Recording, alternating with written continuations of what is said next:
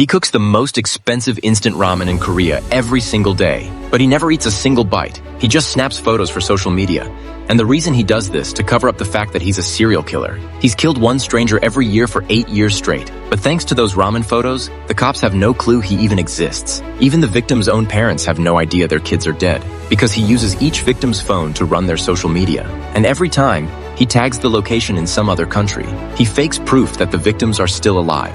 His killing routine is super specific too. The first step is always getting his hands on the target's phone.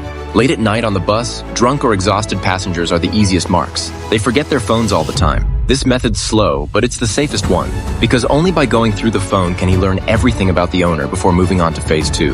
This time, the phone he picked up belonged to a cute young woman. He tried a few passwords, but none of them worked. So he picked up the phone and slammed it down on the table. When Robin couldn't reach Nami, she headed over to her place to check on her. But Nami was nowhere to be found. Robin got a bad feeling and pulled out her phone to call the cops. Right then, she spotted a foot sticking out from under the tablecloth. A chill shot through her. She yanked the cloth back. Turns out Nami got so drunk last night that she passed out under the table. When Nami woke up, she realized her phone was missing. She borrowed Robin's phone and called her own number. 안녕하세요. 저 핸드폰 주인인데요. 안녕하세요. The guy who picked up Nami's phone was clearly a man. He used a voice changer app to disguise himself as a woman. He said he'd found the phone on the bus, but the screen accidentally got cracked. He told her he was going to take it to a repair shop. Then he gave Nami the shop's address. When Nami showed up totally unsuspecting, she found herself in a beat-up old building. Barely anyone even lived there. She walked into the repair shop and spotted her phone right away. The screen was definitely smashed. The repairman handed her an info sheet to fill out. The most important blank? The phone's password. Nami had no clue this repairman was the same guy who'd picked up her phone. All she wanted was her phone fixed ASAP, so she filled out everything. Once Teach had her password, he started his sick little routine. First, he cracked open the motherboard and swapped in a new camera. Then he installed the new screen and unlocked the phone with her password. He quickly loaded it up with spyware. Then he synced all of Nami's data straight to his own phone. Nami had no idea. She even thanked Teach on her way out. The second she left, Teach's phone lit up. Nami had just unlocked her phone. Now every single thing she did was right there on Teach's screen. He even controlled her phone's camera. He learned everything about her in no time. Her favorite drink, the games she played, what time she went to bed, what time she woke up, her commute to work, what she ate for breakfast, even her bank balance. Teach knew it all. He used remote access to log into all her accounts and snoop through everything. Just like that, Teach had Nami's whole life in his hands. Going through her texts, he even figured out she was close with her boss and about to get a big promotion. A sunny, hard-working target like her, that's exactly Teach's type. And he was about to destroy everything she had. After analyzing all her data, he narrowed it down to the 3 people closest to her: her dad, Robin, and her boss. Nami was about to become his 9th victim, all because she lost her phone.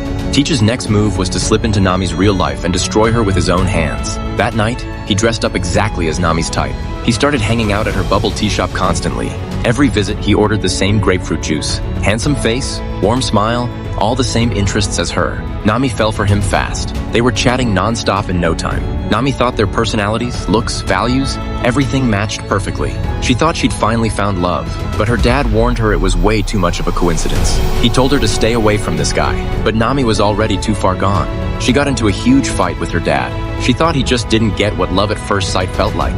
And Teach watched the whole thing through her phone camera. Once Nami fell asleep, Teach took over her phone and sent her dad an apology text. Her dad was relieved to see it. Then Nami sent him a link asking him to click and help her out with something. Her dad clicked without thinking twice. Little did he know, that link was Teach's spyware. Now her dad's phone was bugged too. Teach found out a package her dad had ordered was about to arrive. So he dressed up as a delivery guy and dropped a box at the door. Her dad didn't suspect a thing and walked right out to grab it. Sure enough, there was a box waiting. But the second he picked it up, Teach jumped him from behind. Right at that moment, it started pouring rain.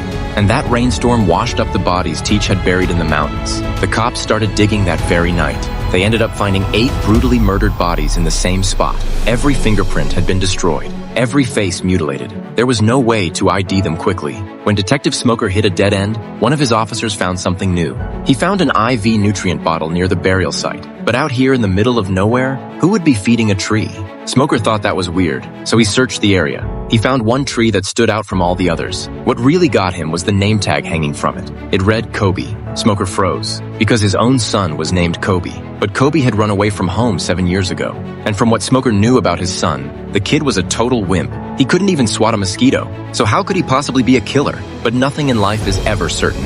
He decided to try and contact his son. That night, he snuck into his wife's phone. He and Kobe weren't on speaking terms. He didn't even have his number. Turns out his wife had been in contact with Kobe this whole time. And every time Kobe reached out, he was either asking for money or asking her to mail him kimchi. Smoker tracked down the shipping address and went to check it out. Nobody was home, so he snuck inside to search the place. He was stunned by what he found. The nail polish on Kobe's desk was identical to the polish on one of the victims. A photo on the wall looked just like one of the dead women too. Smoker yanked open the closet. It was packed with the victims' clothes. A suitcase inside was stuffed with their bank cards. Smoker started snapping photos like crazy. Meanwhile, Teach finished disposing of Nami's dad and headed home. Just as he was about to unlock the door, he noticed the marker he'd left on the doorframe had been disturbed. He knew right away someone had broken in. He crept around to the window. Sure enough, Smoker was inside searching the place. By now, Smoker had found the key evidence. A notebook with detailed info on every victim and the exact plans for killing them. Suddenly, his phone buzzed. An unknown number sent him a text. "Dad, it's been a long time." Then they sent him a photo. It was a picture of him looking at the notebook just seconds ago. Smoker realized his son was right outside. He bolted out the door, but the street was completely empty. Then more photos came in.